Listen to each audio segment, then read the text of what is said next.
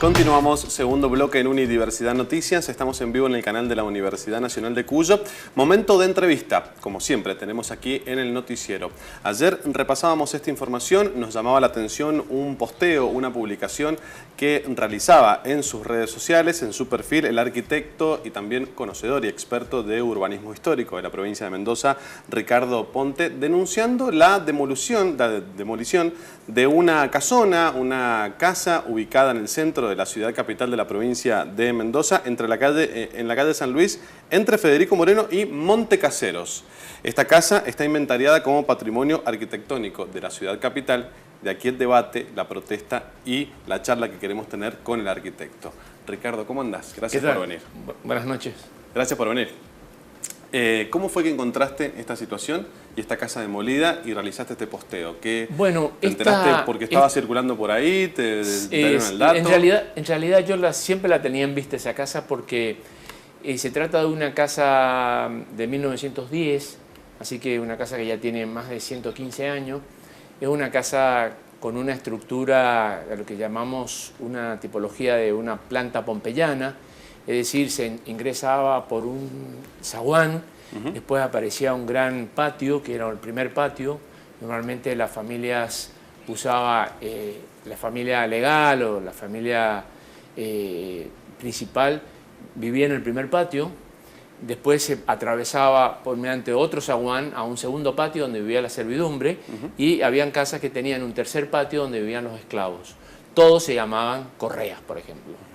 Entonces, pero habían unos correas del primer patio, que eran los legales, los correas que nacían con la servidumbre, y los esclavos que también tomaban el nombre de la familia, así que también eran correas. Así que esta anécdota se las cuento porque la deduje porque una vez a un arquitecto muy importante, se llamaba Daniel Ramos Correa, que es el arquitecto que hizo el diseño final del parque, el teatro griego. Algunas casas de la calle Emilio Civito, ¿no? Exacto, ¿no es cierto? La Casa Arena. Bueno, sí. El arquitecto más importante que había en Mendoza. Se llama Daniel Ramos Correa. Entonces yo le hice una entrevista para una revista de arquitectura que se llama Suma, en el año 83. Entonces le pregunto, don Daniel, ¿usted de cuál Correa hace? Pensando si era de los Correas chilenos o de los Correas argentinos. Y me dijo, yo soy de los Correas del primer patio. Claro. Entonces, a raíz de eso, ¿no es cierto? Por eso uno a veces mucho ve en las familias tradicionales mendocinas, por ejemplo los Suárez, que hay Suárez rubios, hay Suárez negros, ¿no es cierto? Bueno, vienen de ahí, ¿no es cierto? Todos son Suárez, pero, ¿no es cierto? Hay distintos... Eso se ve mucho en las familias tradicionales de Mendoza. Bueno, esta casa respondía un poco a esa lógica. Por eso también, porque la arquitectura es un reflejo de la vida. Se pierde mucha historia con lo que es. Claro, entonces es de la vida que se tenía en aquel tiempo. Es más, y esta casa, ¿no es cierto?, llamamos la Casa Valdés, era una casa privada, no era una casa pública. Pero el problema que se tiene con estos bienes es que la ley en realidad es una ley más enunciativa, que es una ley para quedar bien. ¿No es cierto? Dice, declaramos patrimonio arquitectónico de la provincia, pero es una ley que no es vinculante. Entonces, la persona, el dueño, la verdad que no tiene ningún obstáculo. Lo que uno se debiera plantear es que debería haber, en todos los organismos, habrían ir poniéndole obstáculos a esta gente. De hecho, yo recuerdo hace unos años, por ejemplo, en la Municipalidad de Godoy Cruz, un arquitecto común, ¿no es cierto?, que trabajaba en obras privadas, viene un comerciante a pedir la demolición de una casa muy linda que existía en la calle San Martín Sur. Y entonces él me llama por teléfono y dice, Ricardo, mirá, quieren demoler esta casa, a ver qué podemos hacer. Entonces hicimos una entrevista con el dueño y este hombre nos dijo, le digo, pero ¿cuál es el motivo? ¿Por qué usted quiere demoler? No, dice, porque yo tengo una mueblería y quiero poner un salón. Entonces nosotros le dijimos, bueno, ok, pero fíjese que entre la fachada de su edificio y la calle hay como 10 metros. ¿Y por qué no hace el salón adelante y deje la fachada como fondo de su salón? No se le había ocurrido. Entonces hizo un espacio de doble altura, todo vidriado, y uno lo ve, existe hoy. Eso es gestión. Claro. ¿No es cierto? Entonces uno va, es una mueblería, ustedes lo pueden ver, salvamos un edificio. Bueno, ese tipo de cosas son las cosas... Es decir, yo no soy empleado municipal, pero ese tipo de cosas son las cosas que hay que ir haciendo, digamos. Pero esto depende de la buena voluntad Exacto. o del tino de un Exacto. empleado público Sí. y no de una ley que lo establezca así. Claro. Es decir, la ley hace como una declaratoria de intenciones, ¿no es cierto?, de buenas intenciones, es decir, declárase, etcétera, pero ni ayuda, ni colabora, porque podría haber gente, hay distintas ocasiones, podría haber gente que lo hace por pura especulación, Sí. y hay gente que dice, no puedo mantener este bien.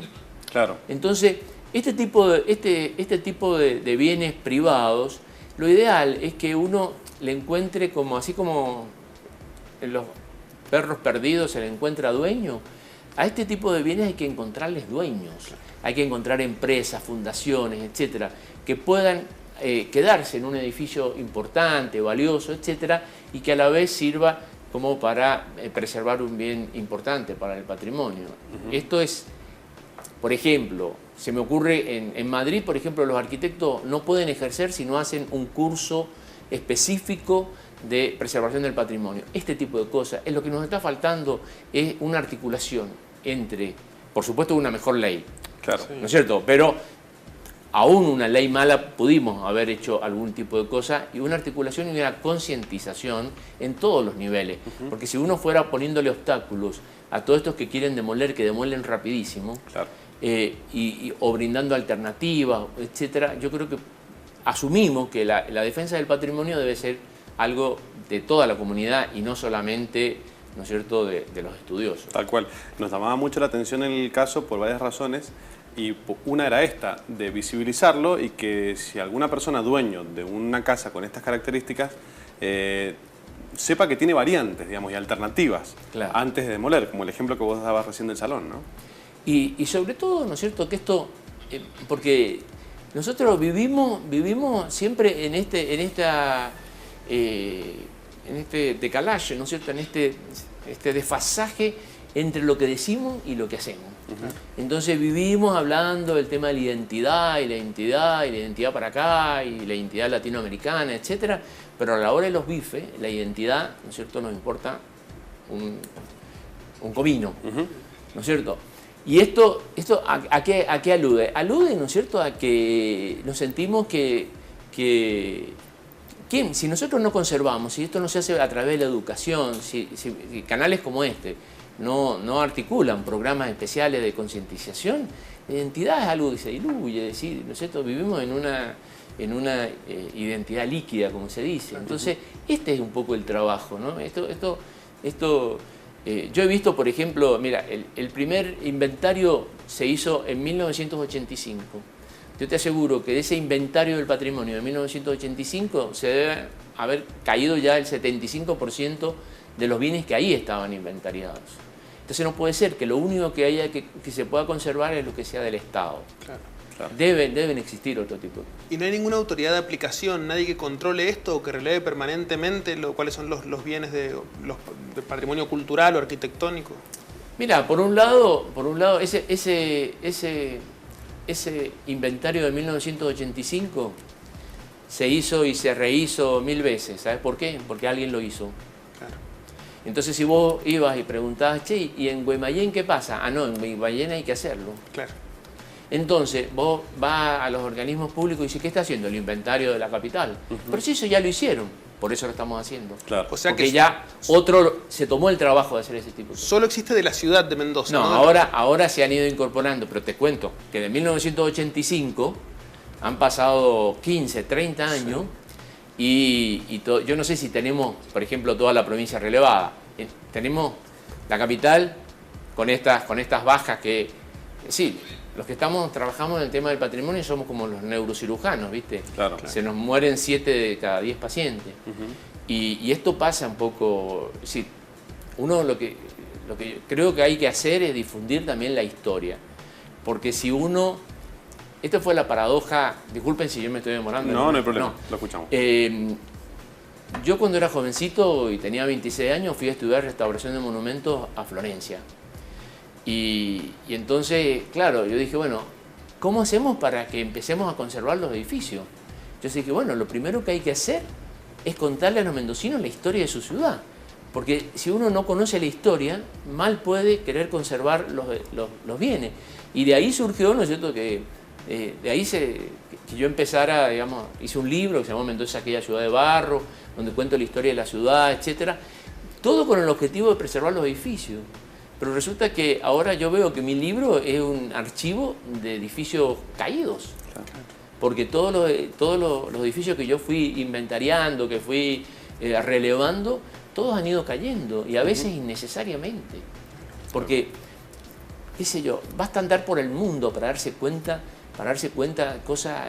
Yo no quiero en ese sentido ser cosmopolita, pero, por ejemplo, qué sé yo, hay en San Francisco, en la bahía de San Francisco, hay una antigua fábrica de chocolatines llamada Girardelli. Es idéntica a la bodega Tomba. Es así como si le hubiéramos sacado una foto. Girardelli hoy es un complejo cultural, comercial, etcétera. Se ve nosotros tenemos la bodega Tomba anulada, ¿no es cierto?, un supermercado ahí que demolió las naves del supermercado para hacer otra nave. Es decir, es como que nosotros estamos a otro compás del mundo. Y esto no lo está haciendo Francia, que es un país con gran cultura. Estados Unidos, Girardelli Square se llama. Yo he ido a San Francisco después de conocer el ejemplo, qué sé yo, lo he visto una belleza todo eso. Entonces tenemos elementos como para hacer. Entonces estamos siempre viendo a ver de qué manera podemos copiar, pero copiemos también. Yo no digo, a veces hay muchos ejemplos para copiar. Copiemos estos ejemplos de reciclado de edificios, de conservación. Yo te desafío a que venga un turista y te pida un afiche de una acequia. No existe. Claro. Es decir, lo más mendocino que existe, que es una sequía de Cantor, no existe. O sea, lo quisiera llevar un australiano, no se lo lleva, porque a nadie se le ha ocurrido que a un australiano le podría interesar una sequía. ¿Entienden cómo es? Es decir, es más que un edificio. Es toda una actitud frente a la cultura, frente a la historia, frente a la educación. De acuerdo. Arquitecto, gracias por venir. Ha sido un gusto también. No, y disculpen ustedes si me he explayado demasiado, pero yo creo que uno tiene que hacer docencia y esta es una manera para hacerlo y una buena oportunidad. Muchas gracias. Por favor, gracias a usted. Hacemos una pausa, nosotros ya venimos.